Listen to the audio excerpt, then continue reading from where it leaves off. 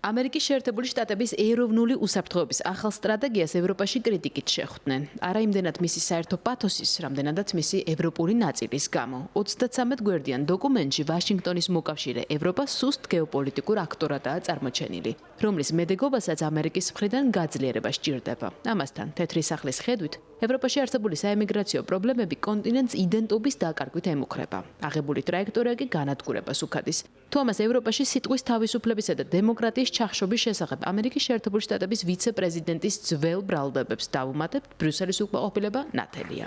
ევროპული საბჭოს პრეზიდენტმა ვაშინგტონს შეახსენა, რომ ევროპის საქმეების განკარგვა მხოლოდ ევროპელების კომპეტენციაა.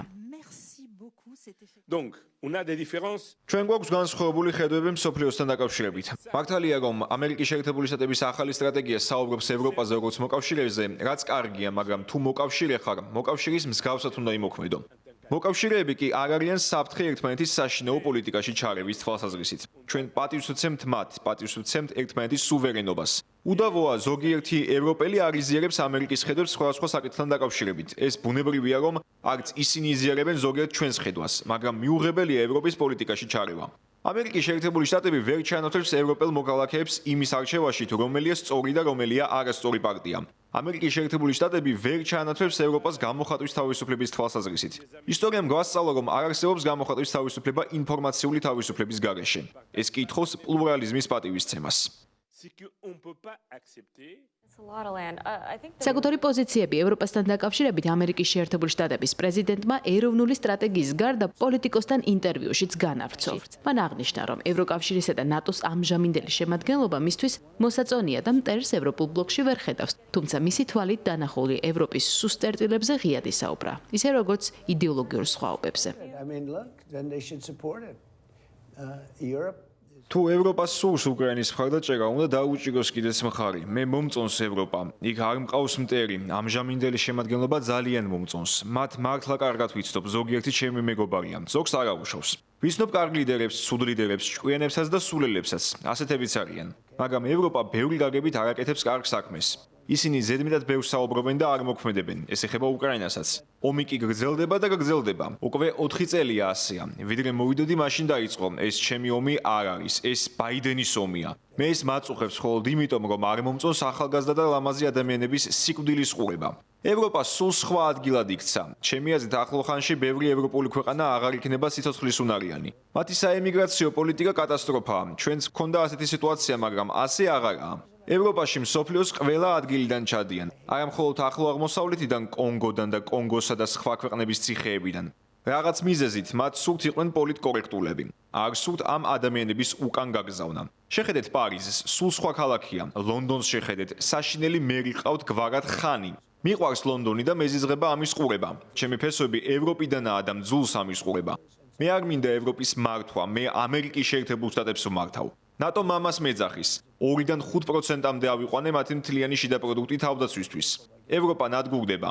მე მხარი დავუჭირე ისეთ ადამიანებს ევროპაში, რომელიც ევროპელებს არ მოსწონთ. ასეთი იყო ვიქტორ ორბანი. ის ქვეყანაში არ უშვებს არავის. პოლონეთიც კარგად მუშაობს ამ მხრივ. სამხრეთ ამერიკაში კი მილეის დავუჭირე მხარე, რომელიც მანამდე არგენტინაში აგებდა არჩევნებს. მე ევროპასთან კარგი ურთიერთობა მაქვს, მაგრამ ამის უფლებას არ უნდა აძლევდნენ თავს, რადგან მივლენ წერტილამდე, სადაც ვეღარაფერს შეცვლიან. ეს კი ნიშნავს, რომ აღარ იქნებიან ძლიერი ერები. ვფიქრობ, სუსტები არიან. ვფიქრობ, არ იციან რა გააკეთონ მათ შორის ვაჭრობაში. ევროპას ასუსტებს პოლიტკორექტულობის სურვილი. ვთვლი, არალეგალურად ადამიანების შეშვება უნდა შეწყვიტონ. მე მხოლოდ მსურს ძლიერი ევროპა ვიხილო. როდესაც მილიონობით ადამიანს უშვებენ ქვეყანაში და ისინი ჩადიან დანაშაულს, ეს არასწორია.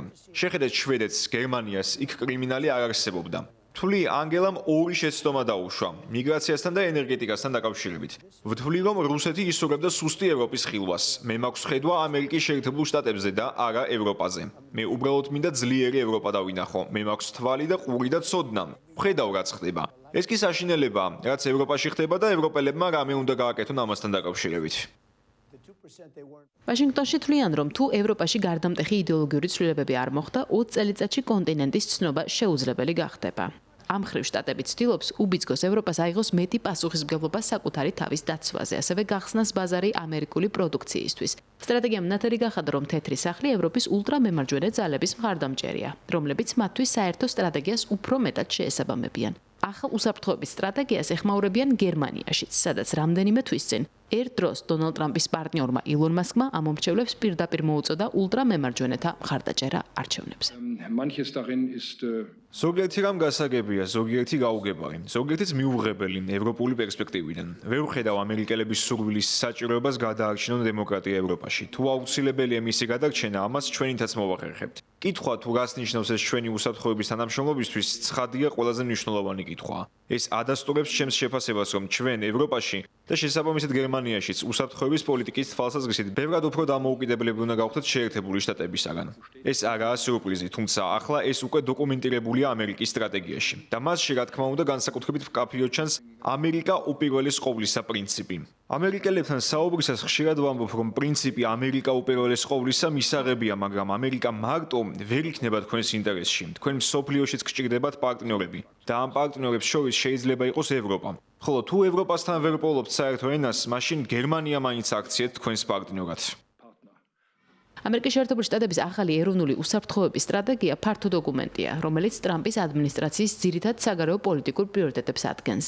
ომის მინისტრის პიტ ჰექსეთის მიერ მისი წარდგენის შემდეგ საკითხს აქტუალობა არ დაუკარგავს და კიდევ დიდი ხნით არ დაკარგავს, რადგან მასში ბევრმა დაინახა ახალი მულტიპოლარული სამყაროს ექო, რომელიც არსებული მსოფლიო წესრიგისგან რადიკალურად განსხვავებულია.